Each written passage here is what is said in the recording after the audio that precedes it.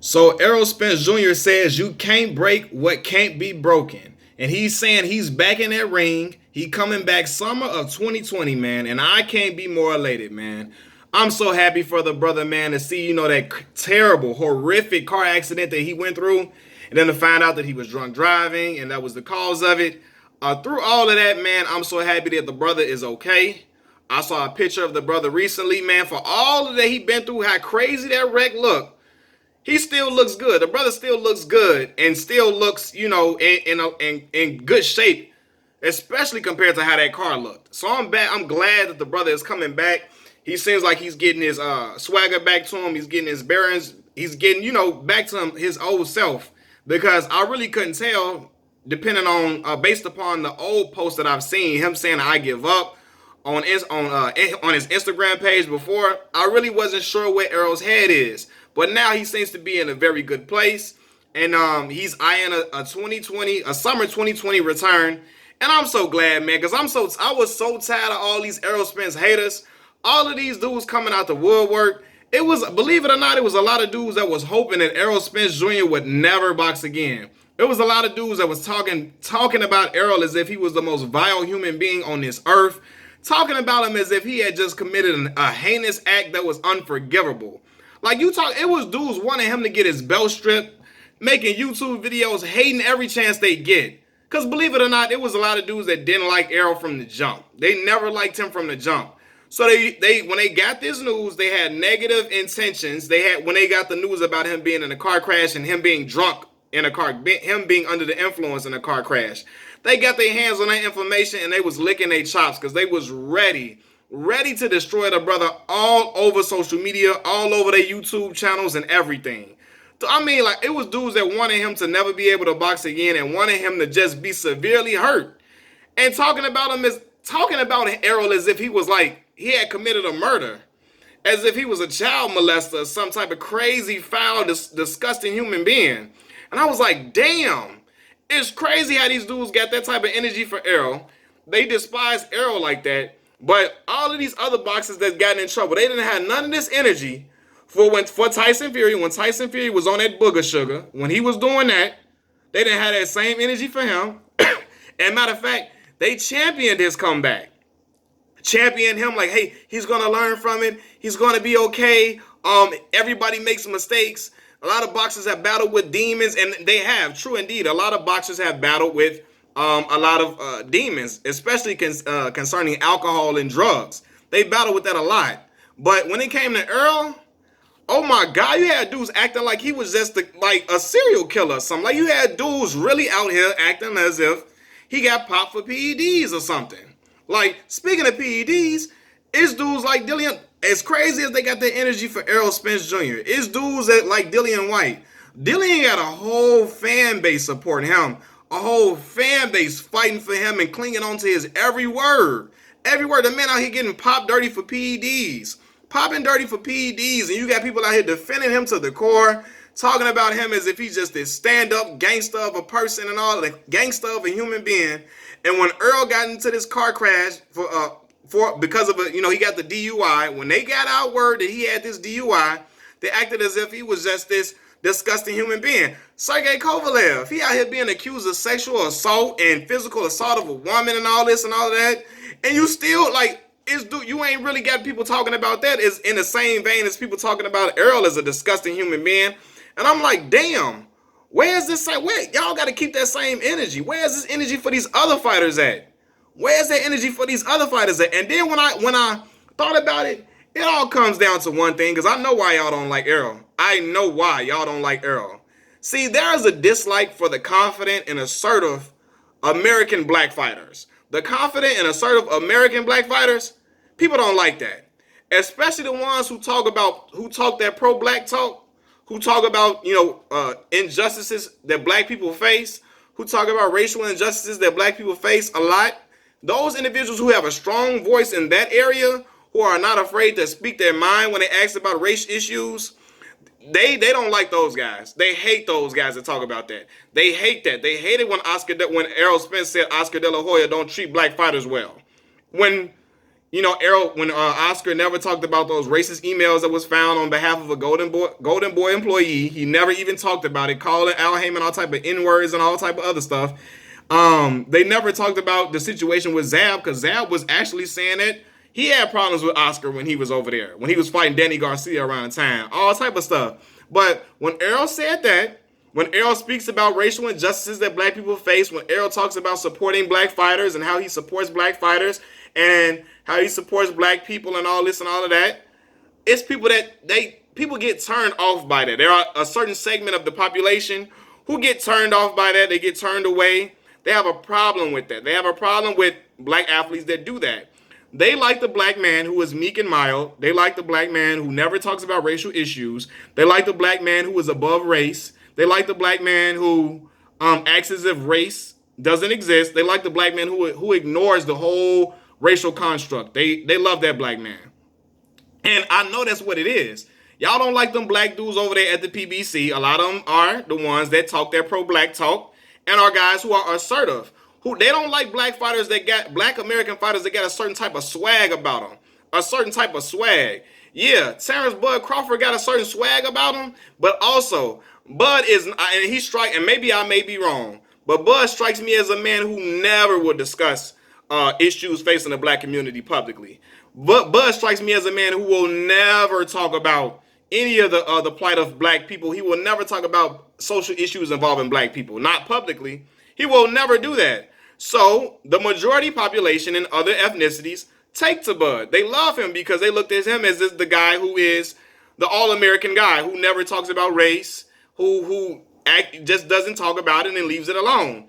Bud strikes me as a man who rather just take his money and go home. Now, Errol will take his money and go home, but if you ask Errol about any questions about police brutality, about injustices facing black people, Errol's not going to sugarcoat it.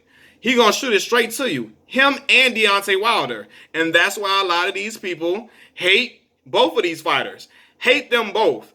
And you can't, people use that, I don't like Deontay because he doesn't have the most technical skill. You can't use that with Errol Spence. Errol can box his ass off. And everybody know that. That's another reason why you don't like Errol. The reasons why I'm talking about. Any type of black fighter that got swag and confidence and talk that pro-black talk, they hate them. They hate them. Yeah. Y'all like Sean. Sean Porter's a great guy, but Sean doesn't have he don't got that swagger that the other fighters got. He don't got the confidence. He's confident, and Sean is a great fighter. I love Sean.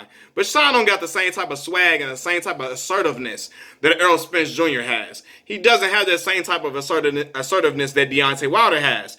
That's why they take to Sean. Sean don't talk that pro-black talk either, not in publicly. Maybe if he did, I'm not sure. But Sean is a really nice guy. Sean strikes me as a guy who's really happy to be in the situation that he's in at all times. And he just comes across as a guy who doesn't have that assertive bravado about himself like Errol and Deontay do. Errol does. And a lot of these YouTubers, it's black dudes that make YouTube channels that hate Errol Spence. Because they are of that, I don't see color fold and race doesn't matter group. They're one of those people. And I don't subscribe to that notion, right? I love everybody.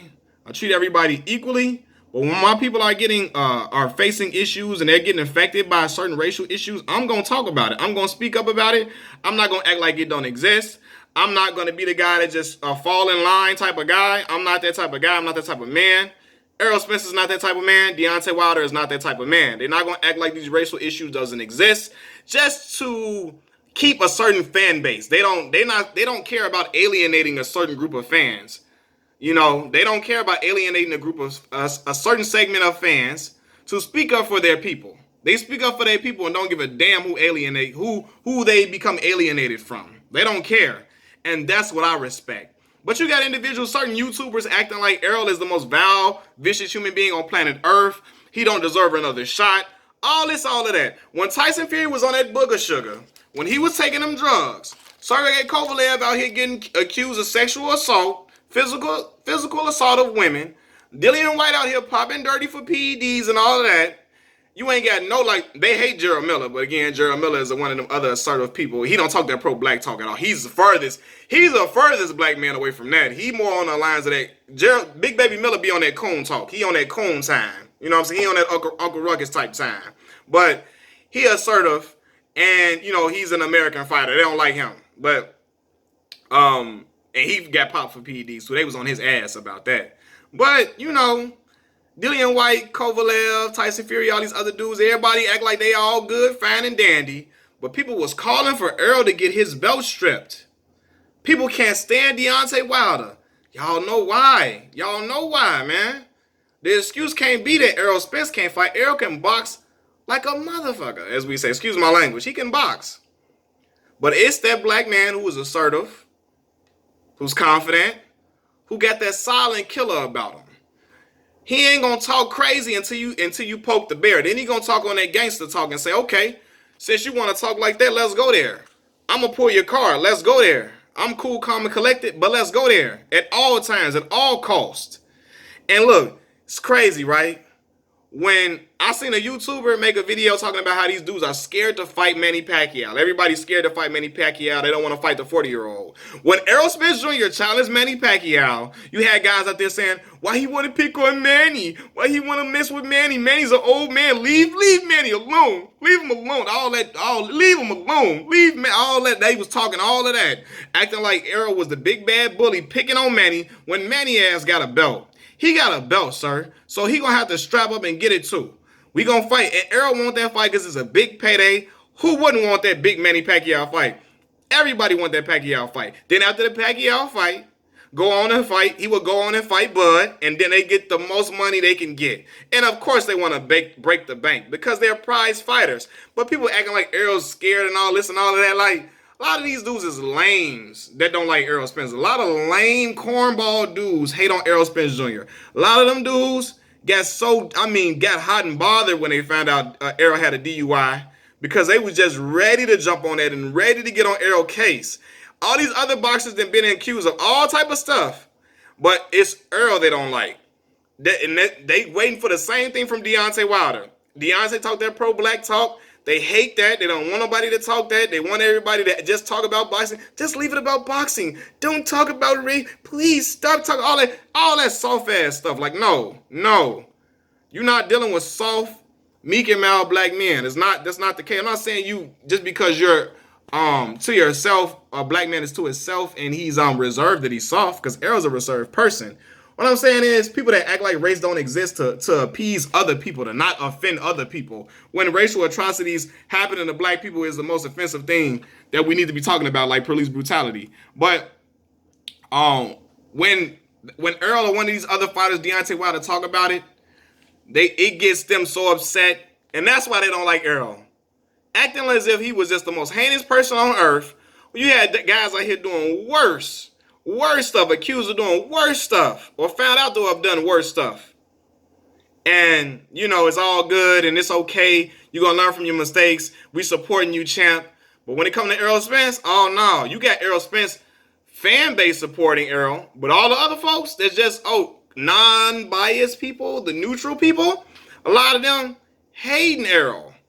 Hating Errol because they call themselves unbiased, but they really are. They hate Errol, and a lot of the other confident fighters at the PBC can't stand them dudes. They can't stand them. So, but I know what this about, man. Can't fool me, man. I'm glad the champ is up and ready. I hope he fights the mandatory before he goes on to fight another fight after that, so he can make sure he got his bearings underneath him and everything is all good and solid. But I can't wait for Errol Spence Jr.'s return. Machiavelli Mills TV, peace.